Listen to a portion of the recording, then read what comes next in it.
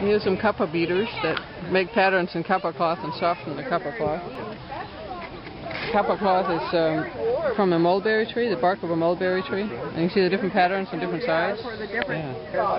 And the cloth will take the pattern if you beat hard enough and long enough. Yeah, this is the Hawaiian bark cloth. Wow. Some right there. Stone with a round beater, and you start off with the plain side, and then you work with the ridges. And the purpose of that is to break the fibers down. So when I'll show you, it's just a lot easier because the wood bounces, you know.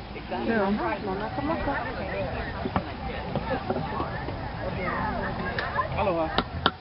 So that's the start of the process down there? It's just the fibers fibrillate and separate.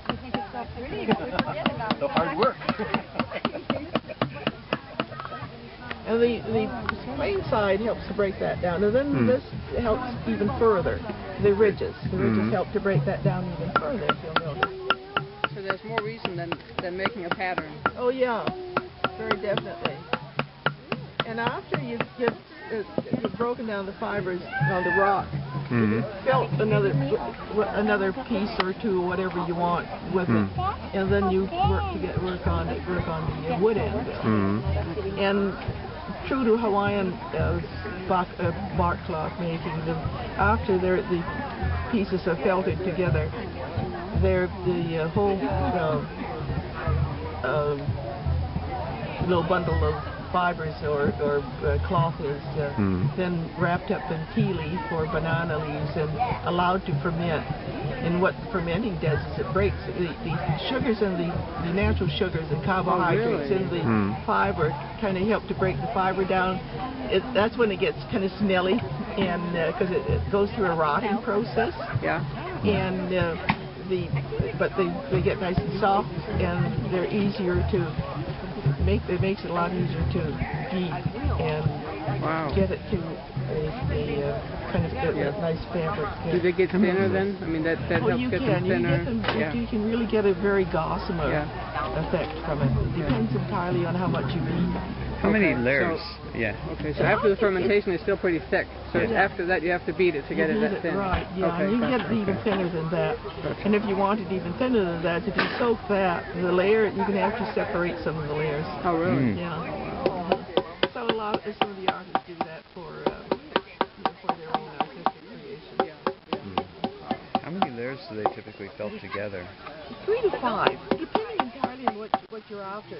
Like when they did, Hawaiians did the Kapa moi, which is the blankets for sleeping, and that's when they used at least 5 layers, and because they needed to, for one thing, to get they needed a bigger piece, plus the fact they wanted something that was a lot more stable for sleeping. Yeah. How long would a blanket like that last? If you use it every night? If you use it every night, probably if you just don't allow the cats to claw on it and whatnot, probably for several years. Really? Wow. That's pretty amazing. They're museum pieces that were used for, say, as long as 20 years, and they're still in good shape. That's a good reason they used it, I guess. They probably went through trial and error before they found the right stuff, you know, all over Polynesia. That's pretty amazing. Well, the fibers are strong. The mulberry fibers are strong. And if you look at the paperworks in Japan and China, they use the same fiber. Is Kapa here? Oh, let's see. No, that's paper. That's very, very paper. This is Kapa. Yeah. But they use the same fibers. And this here is Kapa also, or a different paper? It looks like Kapa. That is. That is Kapa. Wait, no, that's paper. Okay. That's paper. Yeah. Quite something. And then you paint it afterwards. I suppose when you're done with the beading, that's when you're using these to decorate. For embellishment. And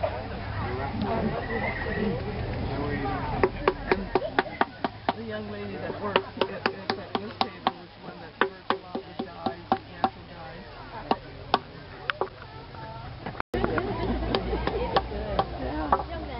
we have a variety of dyes here. I don't know what they are, and there's nobody here right now to say it. But these, we went to a tour the other day. They are what they look like, and they turn into that. So that's a good ink to use. And I know for a fact that I have had this on me before. It's a yellow. It's actually as good as nail polish, but you can't really see it now. If you cut a fresh one open, you have it coming out. You can't really tell, but you can certainly see a little yellow color going on there. But it does yellow on your. When it's fresh, it comes right out. Yes, this is from the Milo.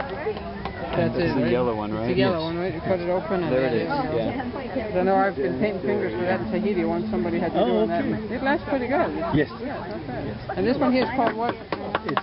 It's in the lily family. Okay. It's called Uki Uki. And go ahead and squish it. Makes a. Here we go. Yeah. That's purple. That's definitely ink. Hey, look at that. That's more than blueberries. That's better than but Those are all natural dyes. the fruit, the leaves, the flowers, they'd be considered fugitive dyes, Yeah. and they're unlike animal fibers, which will take a mordant. Hey, aloha. And so the vegetable fibers, plant fibers, Lisa, my wife, doesn't really describe them, and her co-moon, this lady and Marie McDonald, don't describe them as true mordants. They with acids and bases, you're really just changing pH to change certain colors. So coral, and you can create a lime by leaving the coral in the fire and it won't burn. But then you what color do you end up with? Well, it depends on the Oh, I plant. see. Okay. Yeah. So you Or moderate. wood ash. Okay. The ones that will stay are the earth tones. Yeah. So this is a alaya, but it's not a medicinal, high in ferrous, but not the true medicinal one. But this is from, on the island of Maui where we're from, there's the area past Kaanapali called Kaakuloa. And it's, I think, just an older island. And so, and of course, Red dirt. Sure. no, Lisa, these are all dye or colors that were made from natural dyes. Most people recognize this olena as turmeric. Yeah. And it was purposely the fiber. Yeah, That's color. that's good for your health too. Yes, it is. Yeah.